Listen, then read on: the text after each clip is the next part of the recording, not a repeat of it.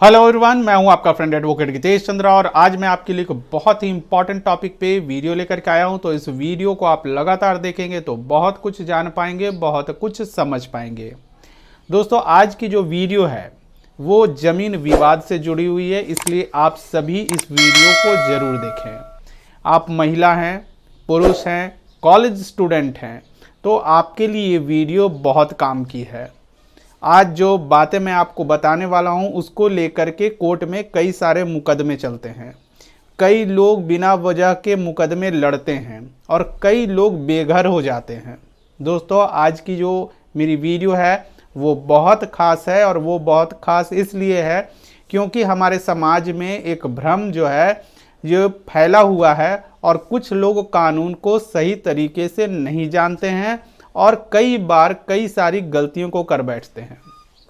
दोस्तों, उसमें एक बहुत बड़ा सवाल और हमारे समाज में जो भ्रम है वो ये होता है कि अगर कोई व्यक्ति अपनी पत्नी के नाम से प्रॉपर्टी खरीदता है, मकान खरीदता है, फ्लैट खरीदता है, तो उसका मालिक कौन होता है।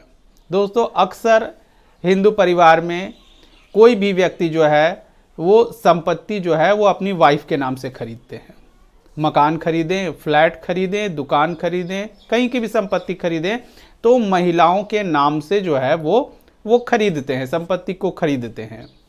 कई बार कई लोग अपनी वाइफ को, अपनी पत्नी को बहुत प्यार करते हैं, इसलिए उनके नाम से प्रॉपर्टी खरीदते हैं। और कई बार महिला के नाम से, पत्नी के नाम से प्रॉपर्टी सिर्फ इसलिए खरीदी जाती है क्योंकि उनको स्टैंप ड्यूटी जो है वो कम लगता है या फिर बहुत कम लगता है। कई तरह की सुविधाएं जो हैं वो उन्हें मिलती हैं।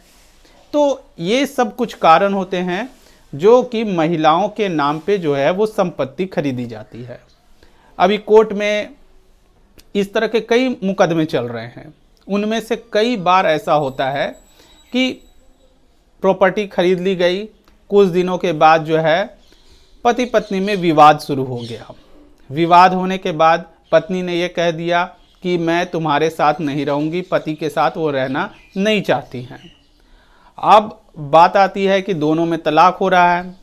तो तलाक जब हो रहा है तो पत्नी कहती है कि ये संपत्ति, ये मकान या फ्लैट या कहीं की ज़मीन जो है ये मेरे नाम से रजिस्ट्री हुई है, तो ये संपत्ति जो है वो मेरी है और आप इस संपत्ति से निकल जाओ।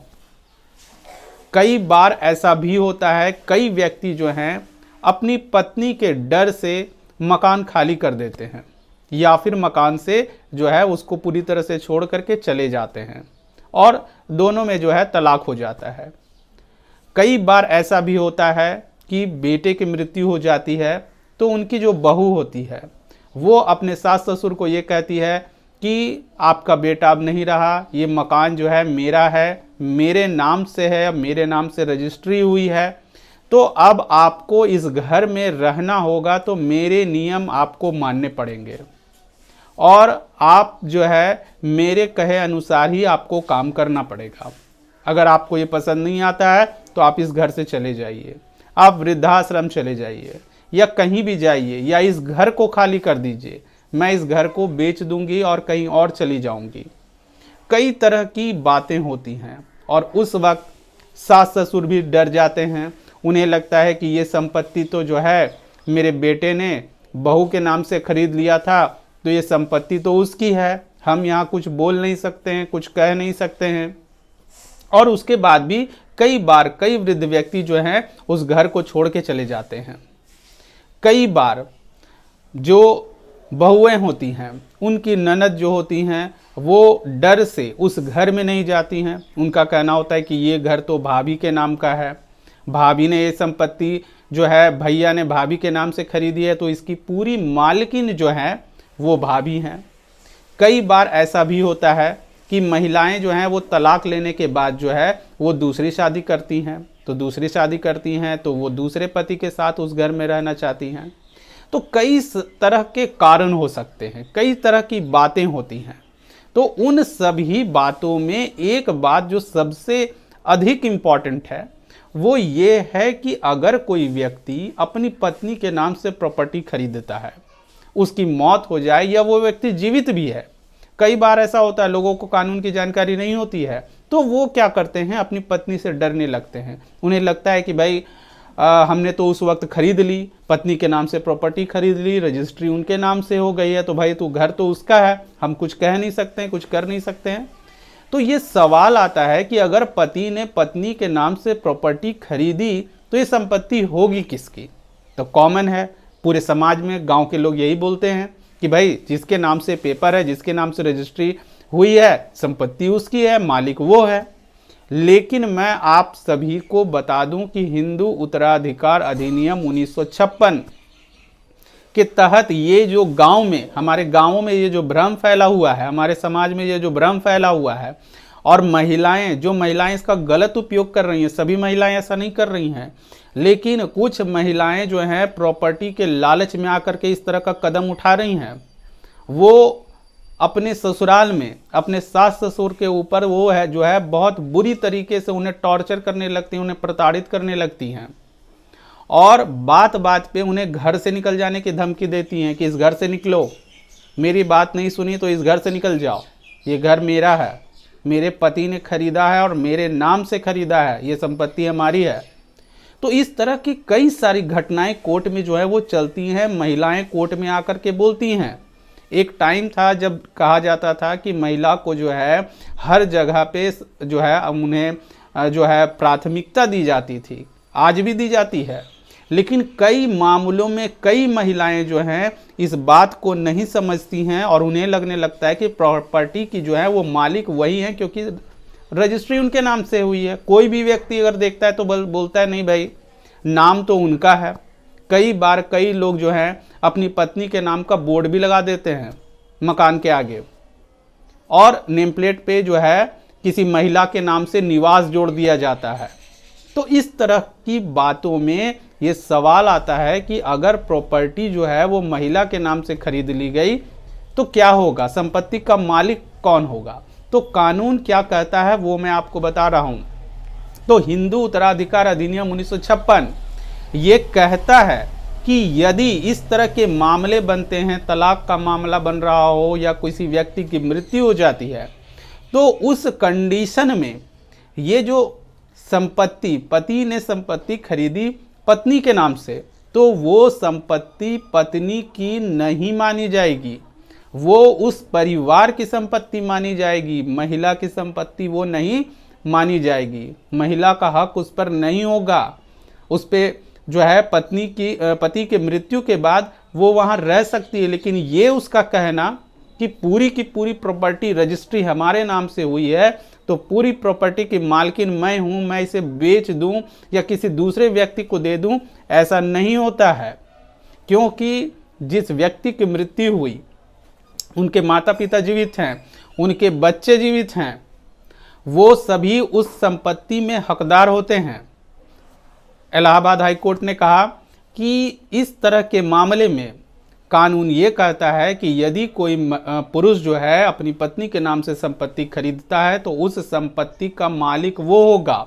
अगर तलाक का मामला बन रहा है तो कई लोग कानून नहीं जानते हैं, तो वो यही सोचते हैं कि पत्नी के नाम से हमने खरीद ली तो अब हमें उस घर को छोड़ के चले जाना होगा। तो ये जो है, अगर इस तरह आपको कोई महिला परेशान कर रही है, टॉर्चर कर रही है, तो आप सभी इस बात को जान जाएं, वो संपत्ति महिला की नहीं हो सकती है। अब क्यों नहीं हो सकती है वो आप जानिए। ये भी सवाल आता है कि भाई रजिस्ट्री जब महिला के नाम से हो गई तो उनकी क्यों नहीं होगी, उनके नाम से है पेपर। तो इसलिए नहीं होगी क्योंकि वो महिला जो है एक हाउसवाइफ है, गृहिणी है, वो कहीं जॉब नहीं कर रही है। अगर वो महिला बोलती है कि नहीं ये संपत्ति मेरी है, मैंने अपने पैसे से इसको खरीदा है, तो उसे ये बात कोर्ट में प्रूफ करनी होगी, बतानी होगी कि मैंने इतना पैसा दिया तो ये मकान जो है वो खरीदा गया, या मुझे मेरे पिता ने पैसे दिए उस पैसे से मैंने खरीदे। तो ये सभी बातें जो है उसे कोर्ट में प्रूफ करनी होगी। और जो महिला इस तरह से अपने सास ससुर को अपने जो पति के संपत्ति से अगर उन्हें बेदखल करना चाहती हैं, तो आप सभी जो हैं वो सावधान हो जाएं और जान जाएं कि इस तरह का कदम अगर आप उठा रही हैं और अगर आपके सास ससुर या आपके पति कोर्ट में चले जाते हैं तो आपको भारी नुकसान हो जाएगा, क्योंकि आप एक हाउसवाइफ हैं, आप किसी तरह का जॉब नहीं कर रही हैं, आप किसी तरह का काम नहीं कर रही हैं। अगर काम भी कर रही हैं तो आपने कितना काम किया और आपकी सैलरी कितनी है कि आपने फ्लैट खरीद लिया, ज़मीन खरीद लिया। कोर्ट में इस बात को आपको प्रूफ करना होगा। हाँ, अगर वो घर आपको आपके पिताजी ने दिया है, आपके पिता ने जो है अपने हिस्से से या फिर आपको अपने पैसे से आपको दी है, वो संपत्ति आपको दी है, तब वो संपत्ति आपकी होगी। लेकिन अगर किसी महिला के पति ने अपने पैसे से पत्नी के नाम से संपत्ति को खरीद लिया, पत्नी के नाम से रजिस्ट्री करवा दी, तो वो संपत्ति जो है पत्नी की नहीं होगी, उसका पूरा मालिक जो है वो पति होगा। लेकिन हमारे समाज में कई बार कई ऐसे मुकदमे कोर्ट में चलते हैं, आप देखेंगे तो आपको आश्चर्य होगा। कई बार कई महिलाएं जो हैं वो क्या करती हैं, अपने पति से बिना वजह उलझती हैं, उनसे डिवोर्स लेती हैं और डिवोर्स लेने के बाद जो है वो दूसरी शादी करती हैं और अपने ही पति को उन्हीं के पैसे से खरीदे हुए मकान में उन्हीं को उस घर से उस मकान से बेदखल कर दी हैं और वहाँ से उन्हें भगा देती हैं। क्योंकि व्यक्ति जो हैं वो कानून को नहीं जानते हैं, वो सोचते हैं कि संपत्ति तो हमने इनके नाम से खरीद ली तो अब ये उनकी हो गई। तो इलाहाबाद हाई कोर्ट ने ये साफ साफ कहा है कि जो पति हैं वो अपनी पत्नी के नाम से संपत्ति को खरीद रहे हैं तो उसके वास्तविक मालिक जो हैं वो पति ही होंगे और उनके माता पिता यानी एक महिला के सास ससुर का उस घर पर पूरा अधिकार होता है। अगर किसी व्यक्ति के जो है बेटे की मौत हो जाती है और उनके बेटे ने पत्नी के नाम से संपत्ति खरीदी थी तो उनकी बहू जो है अपने सास ससुर को या अपनी ननद को उस घर में आने से नहीं रोक सकती है, उनका उसमें जो है वो पूरा का पूरा जो है वो अधिकार होता है। तो दोस्तों ये जो सवाल भी मेरे एक कंटेंट में पूछा गया था, एक मेल भी मुझे आई थी जिसमें ये पूछा गया था कि आप बताइए कि इस तरह का मामला होता है तो क्या होता है, इसलिए मैंने ये वीडियो बनाई है। तो ये वीडियो अगर आपको पसंद आई हो तो इस वीडियो को लाइक कमेंट और शेयर करें और अपने गांव के लोगों को भेजें और इस भ्रम को दूर करने का प्रयास करें। नहीं तो क्या होगा, परिवार लगातार टूट रहा है। महिलाएं जो हैं जिनको कानून की जानकारी नहीं होती है, कई लोग इस तरह से उन्हें जो है बहका देते हैं कि ये संपत्ति तुम्हारी है, तुम्हारे नाम से पेपर हैं, तो तुम सबको भगाओ और इस घर पर राज करो। तो दोस्तों ये अगर मेरी वीडियो आपको अच्छी लगी हो तो इस वीडियो को लाइक कमेंट और शेयर करें। Thank you. जय हिंद, जय भारत।